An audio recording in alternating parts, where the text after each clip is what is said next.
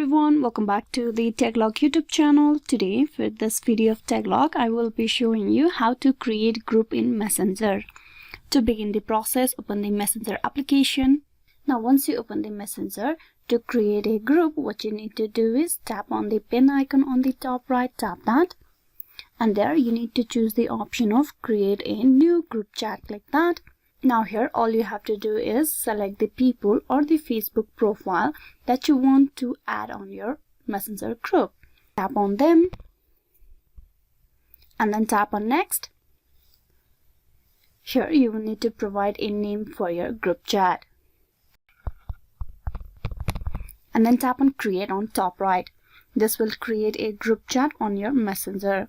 So this is how you can easily create group chat in Messenger. Hope this video was useful. Please like and subscribe the Taglog YouTube channel. Thank you for watching till the very end.